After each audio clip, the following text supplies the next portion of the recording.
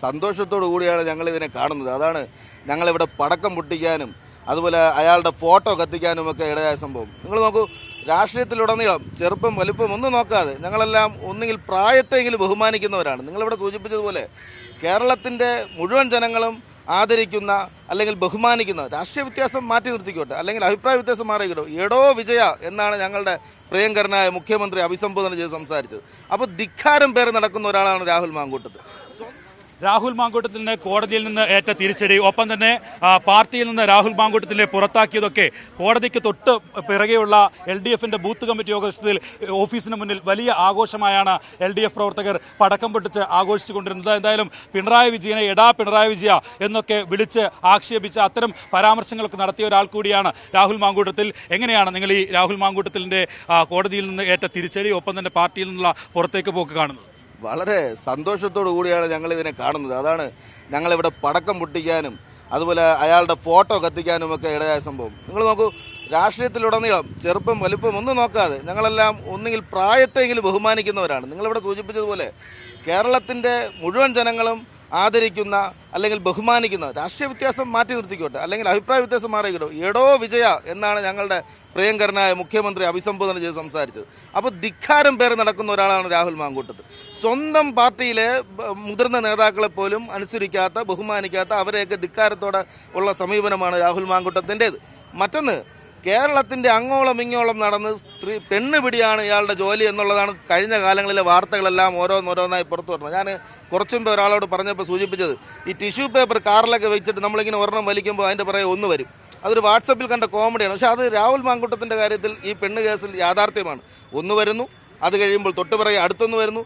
Transgender, പാവപ്പെട്ട transgender പോലും ഉപദ്രവിച്ച ക്രൂരമായ പീഡനത്തിന് അവരെ പ്രേരിപ്പിക്കുന്ന ദൃശ്യങ്ങളും വാർത്തകളും നമ്മൾ പുറത്തു വന്ന് കണ്ടതാണ്. അപ്പോൾ അങ്ങനെ അയാൾ കേരളത്തിൻ്റെ പൊതുസമൂഹത്തിന് തന്നെ നിരക്കാത്ത ഒരു നിലയിലുള്ള പ്രവർത്തനങ്ങളാണ് നടത്തിക്കൊണ്ടിരിക്കുന്നത്. ഇങ്ങനെയുള്ള ഒരാൾ രാഷ്ട്രീയ മാലിന്യമായി മാത്രമേ നമുക്ക് കാണാൻ വേണ്ടി കഴിയുള്ളൂ. ഒരു രാഷ്ട്രീയ പാർട്ടിയിലും ഇങ്ങനെയുള്ള ഒരാൾ പാടില്ല എന്നുള്ള അഭിപ്രായക്കാരാണ് ഞങ്ങൾ. ഇയാളെ പുറത്താക്കിയതിൽ കോൺഗ്രസ് പാർട്ടി വളരെ വൈകിയിട്ടുണ്ട്. എങ്കിലും വൈകിയാണെങ്കിൽ കൂടിയും ഇപ്പോഴുണ്ടായ തിരിച്ചറിവ് ഞങ്ങൾ മനസ്സിലാക്കുന്നു. പക്ഷേ ഇയാൾ MLA സ്ഥാനത്ത് തുടരാൻ അർഹനല്ല. കേരളത്തിലെ ജനങ്ങളുടെ വോട്ട് വാങ്ങി കയറിക്കൂടിയ ഇയാൾ ആ സ്ഥാനം കൂടി രാജിവെക്കണമെന്നുള്ള അഭിപ്രായമാണ് ഞങ്ങൾ മുന്നോട്ട് വയ്ക്കുന്നത്. അതിലെടുത്തു പറയേണ്ടത്, പ്രായഭേദമന്യേ ചിലപ്പോൾ ഒരുപക്ഷെ മാതാവിൻ്റെയും സഹോദരിയുടെയും ഒക്കെ പ്രായമുള്ള ആളുകൾക്ക് നേരെ ഇയാളുടെ ലൈംഗിക അതിക്രമം തുടർന്നു എന്നുള്ളത് നമ്മൾ കാണാതെ പോകരുത്. ഇങ്ങനെയുള്ളൊരു ലൈംഗിക മാനസിക വിഭ്രാന്തിയുള്ള ഒരു വ്യക്തിയാണ് ഇയാളെന്ന് കൂടി മനസ്സിലാക്കിയാണ്. കോടതി പോലും ഇയാളുടെ ജാമ്യം നിഷേധിച്ചിട്ടുണ്ടെങ്കിൽ ഇയാൾ കുറ്റക്കാരനാണെന്ന് കോടതി ആദ്യഘട്ടം വിലയിരുത്തിക്കുന്നു എന്നാണ് നമ്മൾ മനസ്സിലാക്കേണ്ടത്. ഈ രാഷ്ട്രീയ മാലിന്യം MLA സ്ഥാനം കൂടി രാജിവെക്കണമെന്നുള്ളതാണ് നമ്മൾ ആവശ്യപ്പെടുന്നത്.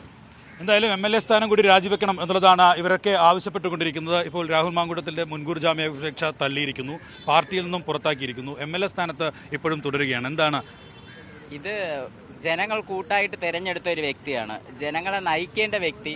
സ്ത്രീകൾക്ക് സമൂഹത്തിൽ ജീവിക്കാൻ പറ്റാത്ത രീതിയിൽ ലൈംഗികമായിട്ട് സ്ത്രീകൾക്ക് ചാറ്റ് ചെയ്യുക, അവരെ പീഡിപ്പിക്കുകയൊക്കെ ചെയ്ത് ഒരു ട്രാൻസ് വുമൻസിനോട് തന്നെ വളരെ ക്രൂരമായിട്ട് അവരെ ബലാത്സംഗം ചെയ്യണമെന്നുള്ള രീതിയിൽ, മൈസൂരിൽ കൊണ്ടുപോയി ബലാത്സംഗം ചെയ്യണമെന്നുള്ള രീതിയിൽ ചാറ്റൊക്കെ പുറത്ത് വന്ന നമ്മളെല്ലാവരും കണ്ടതാണ്. അത്രയും വൈകൃതമായിട്ടൊരു വ്യക്തി ഒരു ജില്ലയുടെ MLA ആയിട്ടിരിക്കാൻ ഒരിക്കലും യോഗ്യനല്ല. കാരണം അവിടെ സ്ത്രീകളും കുട്ടികളും മുതിർന്ന അമ്മമാരും എല്ലാവരും, സ്ത്രീജനങ്ങളും ട്രാൻസ്ജെൻഡേഴ്സും ഉള്ള സമൂഹമാണ്. അപ്പോൾ MLA സ്ഥാനം രാജിവെക്കണം. ഇപ്പോൾ പാർട്ടിയിൽ നിന്ന് പുറത്താക്കി, കോടതി കുറ്റക്കാരനെന്ന് കണ്ട് ജാമ്യാപേക്ഷ തള്ളി, MLA സ്ഥാനവും കൂടെ പുറത്ത് വെച്ച് പോകണമെന്ന് തന്നെയാണ്.